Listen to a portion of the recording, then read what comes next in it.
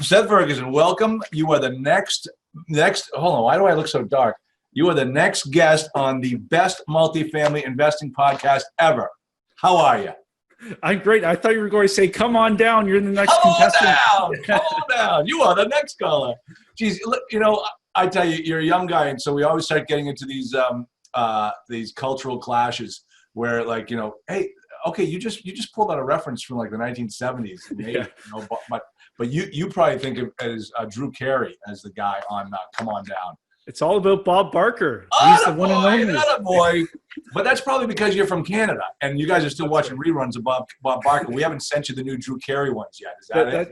That's right. Well, you can't recognize Drew Carey anymore anyway. He's a he's a whole new man.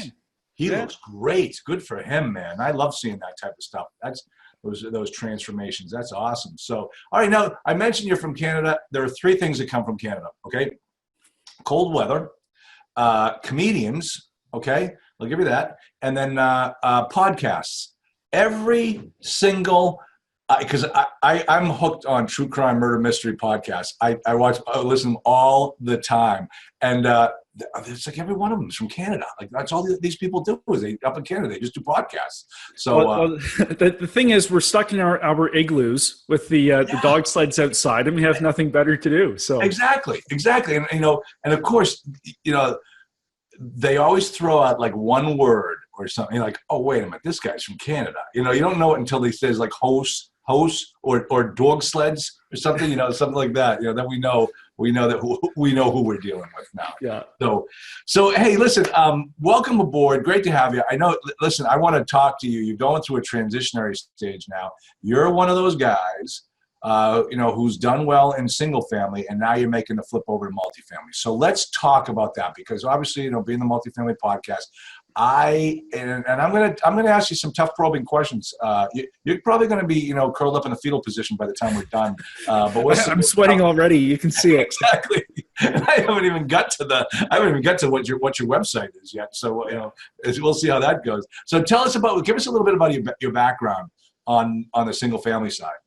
Yeah, so I started in real estate on the residential brokerage side about a little over 10 years ago. And then what I realized is the person brokering the deals, trading that real estate, they're not really acquiring any assets. They're getting their commission, they're getting a piece of it, but they're not really building anything. And that's what really piqued my interest in investing in single family homes, because that's what I knew at the time. I was trading these properties on a daily basis. I knew what was a good buy, what wasn't a good buy. So that really started the ball rolling. And then in the course of building that portfolio, I realized the power of leverage, where you can leverage one property, do a refi, use those funds to purchase another one, and then you don't have any money in that new deal. Yeah. So your return on investment is infinite at that point. Yep. So really, really interesting stuff in the single family portfolio. Then a couple of things happened. One, my son was born. And I think any father might have the same experience when you hold your son for the first time. One, you're faced with your own mortality in a way that you've never considered it before. And then the second thing is you have an instant urge to do better and be a better person, not for yourself, but for your new child. She said that's the difference between you and me. I never had that problem when I held any of my kids. Yeah. So but you know what though? Like it was almost like a switch flipped in my brain, and I needed to be a better person for him at that moment. So then I wanted to ramp things up. But then, like most single family investors, you hit that capital crunch at some point where you can't fund the deals yourself anymore because of the lending restrictions. Yeah. So then were you doing your deals in Canada or in the US? Yeah. So my deals were in and around the Greater Toronto area. Okay. All right. Yeah. So I guess my question is, are there limitations more of a bank limitation, or does Canada have restrictions on too many mortgages in one person's name? Well, it wasn't really that. It was the qualification process. We have something that came into effect a couple of years ago called the stress test, where you basically have to qualify at a couple interest points higher than the mortgage you're actually paying. Interesting. So it's right now, in terms of the lending cycle, we are extremely tight in Canada. And, like I was doing well with my residential brokerage sales. So the money was coming in. It was just the qualification once you have so many properties, right? Yeah. So I hit that capital crunch. And then I was thinking to myself, I'm spending all this time sourcing these deals, trying to figure it out. I'm giving the bank an arm and two legs to actually get the mortgage. There has to be a better way to scale things faster, because I didn't want to still be doing this 20, 30 years from now. I wanted to reach that next plateau. And that's where multifamily really came to my attention, because of the scalability, the financing. You can bring in partners. It's just a whole different level of business. Okay, now, so then you started to move over onto the multifamily side. Now you're starting to make the transition over. Tell us how that went. And let me tell you something. Yeah. Essentially, you're moving into the position of you think you're going from a broker to what we call a syndicator. The Yes. guy who puts together a multifamily deal. The fact is, Seth, and this is, most people don't realize this, but the syndicator is just another word for a broker. Yeah. You are finding money that is looking for a home, and you're finding the home, and you're matching the two up. The same thing a broker does. And that's all the syndicator does, except, just like you said before, the syndicator gets to stay in the deal and gets that little piece of equity. And that's the biggest difference. So if the fact that you've been doing it for years, you're just changing a hat, but you're still doing the same stuff. So how's it going? Like you said, it's the same process. When you're meeting with potential investors, it's the same funnels. Yeah. It's the similarities are almost identical. I love the way you just said use the same funnels, because that's a sales terminology, but that's what you're in. You have to still get that person down the funnel to the yes portion of the business. And most people think like, hey, I'm just going to go out and sit in front of my uncle, and he's going to invest $100,000 with you. Well, he hasn't been going and immersed in multifamily like you have been for the last 3 years. He's going to look at you and think like, well, why multifamily? And you have to get them down that funnel to the yes. Yeah. And it's been an interesting journey. And basically, so I've been that residential real estate, single family investor type of brand. My personal brand has been that for so long. So now I'm working hard to shift that to now become that, that multifamily expert.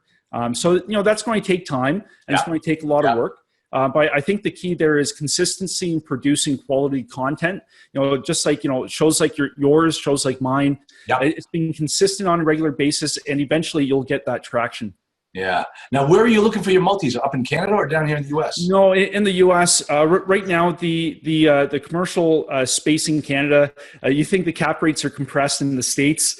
In Canada, it is just something else. Really? Yeah. Now, why is that? In addition to the markets just hot, are there government regulations up there that are harder than down here?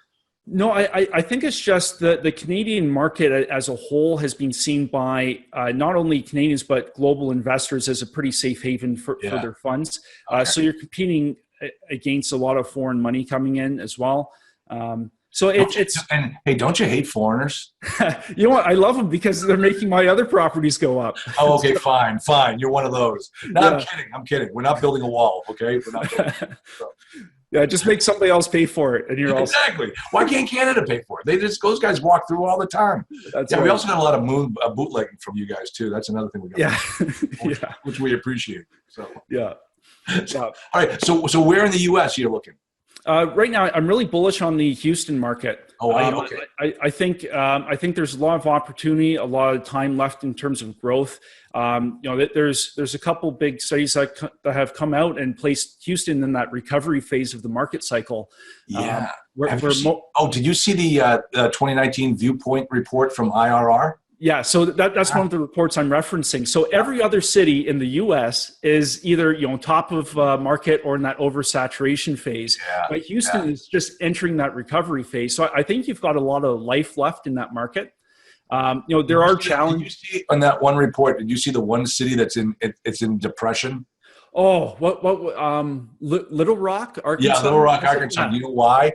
Yeah, because Little Rock gave us the Clintons, so we're punishing them now. Yeah, there's one city. The rest of the country's doing great, but there's one city that's in the depression stage. Yeah, It's unbelievable. So, but yeah, you're right. So there was I think it was Houston, and maybe it was a Gulfport, Mississippi. I think might have been the other city. There were only like 2 cities in that exact same phase that you're talking about with on the Viewpoint report. Yeah, if I'm remembering correctly, Houston was the only one in that recovery phase proper. Okay. There were a couple others that just exited that recovery phase. Okay. Now, Okay. of course, nobody has a crystal ball. I know. But at the end of the day, the guys writing that report are way smarter than me. I'm not going to pretend to be a market expert. Yeah. And so I'll listen to people who know what they're talking about. And then you can just match that report up against some of the other reports that have recently come out, like the CBRE cap rate report. And then, of course, you always have to listen to the Marcus and Millichap, annual report. I mean, that's just, those guys are just genius. They do such a good job with that. And, at the end of 2018, another great webcast with that. And the 2 guys they had on the show as the color commentators, those guys were excellent as well. I know. And let me say this, and I tell this to my students as well, and you already know this. If you want to sit down and speak to a potential investor and look like you're a genius in the multifamily world, just spend an hour on that podcast before you go out and have cocktails with a person. They will think you know everything about multifamily. That webcast is phenomenal, absolutely phenomenal. Yeah. So. Yeah, no, I highly suggest anybody looking to get into that multifamily space, but they also do it for, retail office. They have different webcasts for the different niches or niches. Yeah. So really suggest that one. Yeah, but in my world, there's no such thing. I only do multifamily. That's all I know. People come to me and say, like, "Hey, can you look at this triple net deal for me?" No, don't even know. And then they always ask me, like, "Hey, can you look at this self-storage deal?" Yeah, okay, listen, self-storage, you can work the numbers the same way, but self-storage, the thing about self-storage is the barriers to entry are so low.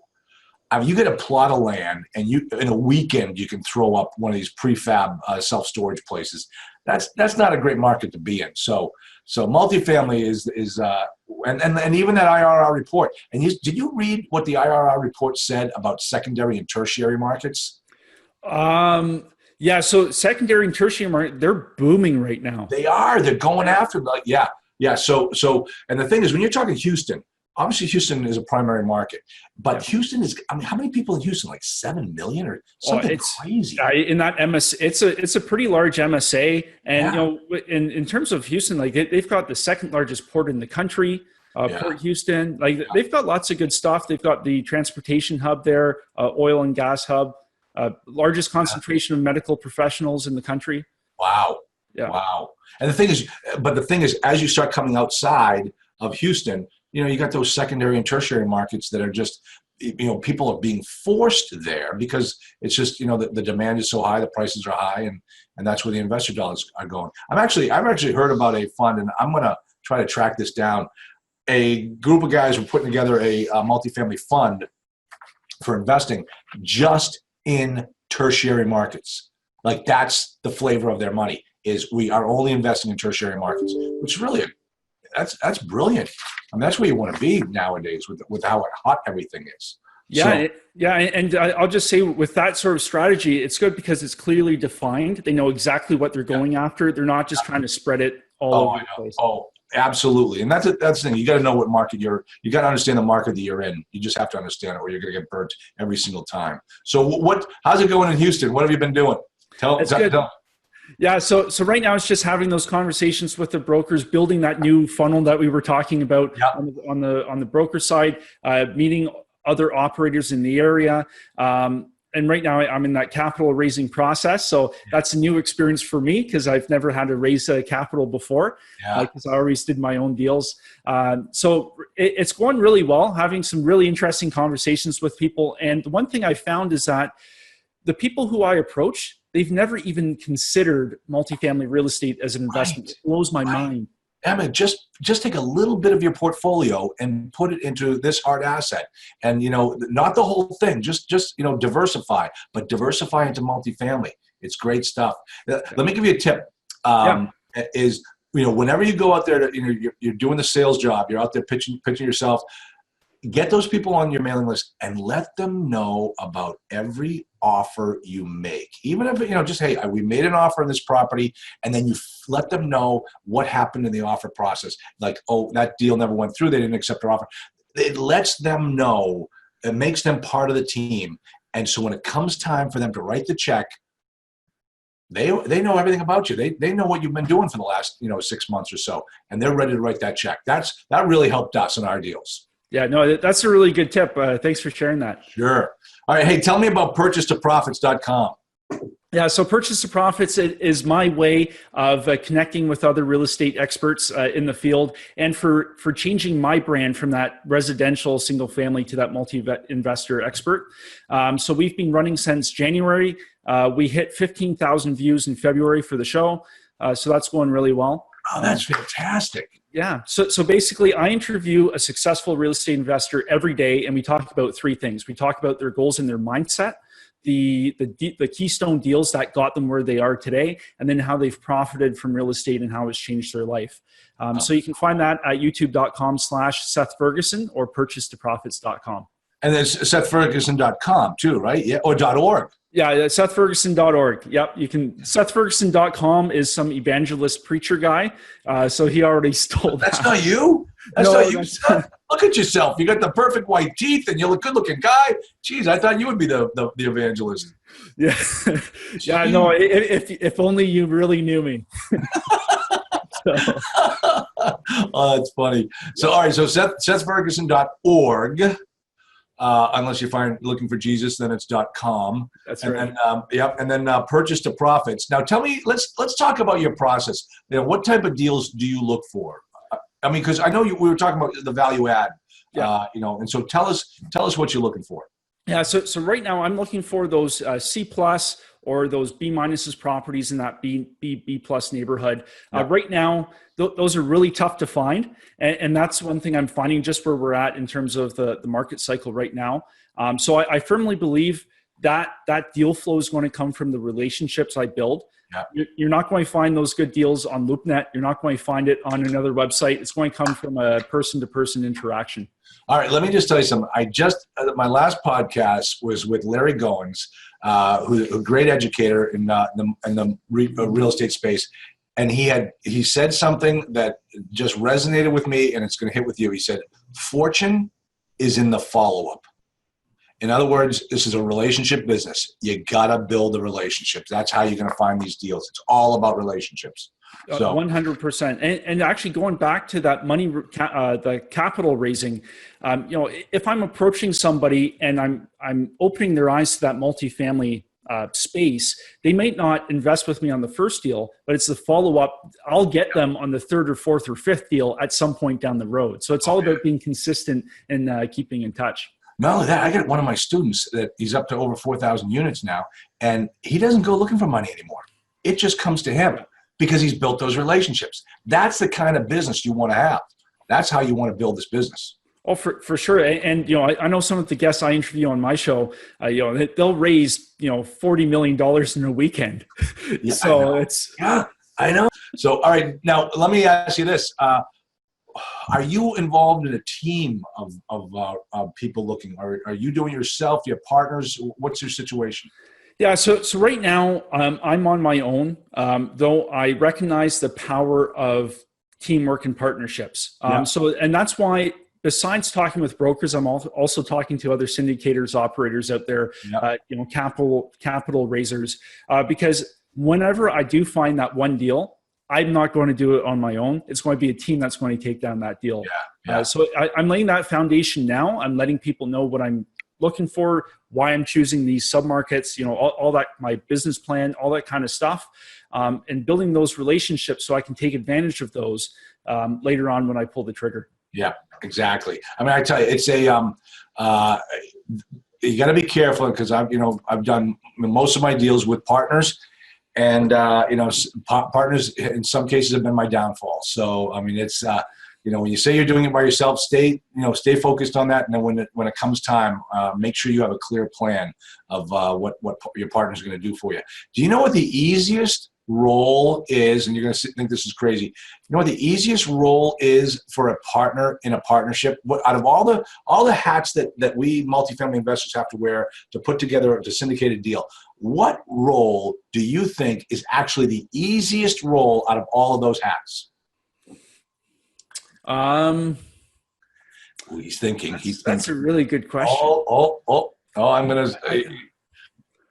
Can I say the money raising is actually easier? Let's see if it's up here on the board. Money raise, exactly. Oh, perfect. You got it. You nailed it. I always tell people when I drop this thing, I'm actually sitting in a food court in a mall in New Jersey. Yeah, with your Chinese food and stuff. Yeah. The woman just keeps coming by with a toothpick, so I just keep eating away. I said, next, come back again. You're absolutely right. It's the money raise. And people don't understand that, and they have to. And here's why. They bring in a partner who tells them, hey, I'm going to be able to raise all this money for you. I'll be able to do all these great things, blah, blah, blah. That person's role is 60 days long. And when that 60 days is up, they're gone. They get their little piece of the equity like you promised them. And for the next 5 to 7 to 10 years, they don't do a thing, and they get the same amount of equity as you do. Mm-hmm. And that, I tell you, that when I hear people talk about that, or they talk about, oh, this guy's going to do all these great things, I'm like, yeah, I've heard this before. I've lived this before. So yeah, that is definitely, and it's so good. I got to give you kudos here because you're really building your business the right way. You're going to find the deals and you're going to find the money, and you always have to be doing that. It's not one, oh, I found the deal. Because a lot of these gurus are out there telling you, hey, if you get a great deal, the money will follow. Just stay in my program and we'll take care of you. You're building a business. You're like we said, you're brokering a business. You're brokering these people with these people. If you don't have one, you can't do the other. So yeah, so that's I'm glad. Hey, you got the answer right, Seth. Jeez, and you were, for a moment there, the studio audience was thinking that you were going to get it wrong. But I'm going to give credit to the over 100 guests I've interviewed, and they all have the right answers. Oh, good, excellent. So that's fantastic because that says that we're all on the same page. That this is the truth, man. This is the way it is. So hey, who are some? Give me some of your best guests. Like, what did you learn with some of your best guests? Oh boy, there are so many. I think some of the most interesting guests, I interviewed a gentleman named Chris Gray. He's Australian. He runs a TV show for Sky News over there called Your Property Empire. Really interesting guy. He has a really unique contrarian approach to real estate investing. He sounds like my kind of guy. Yeah, really interesting guy. And it was, I think, I'll just say this for your audience. One of the things my show on YouTube has allowed me to do is reach out to the people I followed, and I always thought they were a couple levels above me. But now I'm talking. You mean like me? You mean like me? Yeah, that's right. Like me. Okay, cool. So Chris Gray was one. There's just so many guys. Ellie Perlman is relatively new into the multifamily space. She's got a really great story. I've interviewed, Israeli Special Forces guy who started investing before he even saw the States. And then, he was all about just do it. All sorts of cool stuff. Oh, that's awesome. That's great. And then, of course, I see here that, and I got to ask this question, you play the bagpipes. Yeah. Obviously, you took that up because you wanted to pick up chicks because, some guys do the guitar, you do the bagpipes. That's what we call a contrarian. So, that's right. And interestingly enough, bagpipers do get lots of chicks. Oh, come on. It's because of the skirts you wear for crying out loud. 100%. Oh, and of course, with a name like Ferguson, that's why you play the bagpipes. Yeah. I get it. It's not like because you're Canadian. No, it's because you're with the Ferguson, for crying out loud. And also, what's this thing about being a history buff? Because I am a history buff. What's your take? What's your favorite? Yeah, I'm a huge history nerd. I'm really big into the Napoleonic history. So basically from 1793 to 1815, that's my go-to. Wow. I was thinking more like World War II. ask me anything about World War II and the plane Yeah. World War II. So when are you going to become a pilot? A pilot? Yeah, I always have to ask that question because all real estate investors become pilots at some point. That's what I'm finding out. Yeah. It's either pilots or ex-professional sports guys. Oh, yeah, that's right. Were you big enough to be a hockey referee? Yeah, so I was actually trying to make it to the NHL. I know many guys who I worked with who are in the NHL right now doing it. I just I didn't make the cut. I almost got there. Really? Isn't that cool? Yeah. So it's cool. I turn on the TV and it's like, oh, I spent 5 years working with this guy. Isn't that wild? Because one of my best friends did he did some AHL games, but he mostly did Division One college hockey refereed games there. He was a linesman. Yeah. And hey, the guy, he retired after 20 years. And man, he was my age, like retired about 5 years ago. I mean, that's kind of keeping up with those kids. That's what he said. He said, and this guy was the New Hampshire State cross country champion back in high school. So he was a skinny little guy. He's not that way anymore. But I mean, he said, but he was fast. He said, I couldn't keep up with the guys anymore. He says, finally, I had to put up my skates and call it a day. So there's so much skill, and once the league I finished in the Ontario Hockey League, the OHL, you had guys like Connor McDavid, who's just lighting it up right now. Taylor Hall, Max Domi, lots of skill, lots of speed. You just watch what the guys do on the ice, and you're just in awe. Yeah, isn't it amazing? Yeah, absolutely. So, all right, man. Hey, listen, it's so I want to help you. Listen. So if people are looking for partners, if they find a good deal, maybe have you thought about, like, if one of my students finds a deal and says, hey, Seth, I'm looking down in Houston, why don't we put our heads together and get to work? Is that something that you're looking to do too? 100%. And those are the relationships I'm building now. And I think for your viewers, what I've learned from all of my guests is you do your first deal, and then the second deal becomes easier, then the third deal becomes easier. So I'm pushing hard to get that first one, then it'll be the second and the third, and then it'll be a lot easier down the road. I tell you, as I tell my students, you'll only need me to coach, mentor you through the deals for your first 2 deals. After that, we're just friends. Yeah. And that's how I run my business. And that's so true. And you look at, I mentioned that one of my students with 4,000 units, he doesn't go looking for deals anymore. He doesn't have to. The brokers know he can perform, and they just walk in and they drop the deals on his desk. He goes, yep, I'll buy this one. And that's how it's done. That's how it's done. If you work through it and you stick with it for the first 2 deals, you're going to be set for life. That's the way it works in this business. So it's just putting in that pay price to action to get that first and second deal, which is challenging. I won't sugarcoat it. Oh no. Yep. I mean, you look at these people that give up after 6 months and and I tell you, I've coached and trained enough students to know who's going to do it and who's not going to do it. And it really is that stick-to-itiveness. The flash in the pans, the guys who, the firecrackers, they take off and they Roman candles, they burn bright and then they crash. I see it coming a mile away. I had one student, took him 2 years to find his first deal, but now he's doing the due diligence for his second deal right now, and that's the way it works. This is a great business. You just got to stick with it. Yeah. So, all right, Seth Ferguson, SethFerguson.org, and his podcast that you want to go check out is PurchaseToProfits.com, and it sounds like he's been doing this podcast thing a lot longer than I have. He's spoken to a heck of a lot more people than I have. I'm just getting the hang of it right now. I didn't think podcasts were going to catch on. So, but I didn't think the internet was going to catch on either. So that's right. So, all right, Seth, any final closing words of wisdom you want to share with us?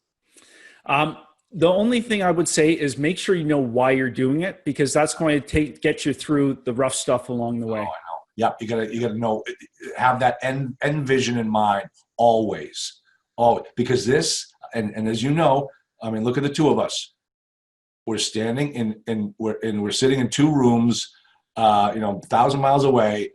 all by ourselves. This can be a very lonely business at times. So you got to know what the end game is and why you're doing it. Absolutely. So, all right, Seth, hey, it was great meeting you. Great talking with you. And let's keep in touch because I want to hear about all your successes.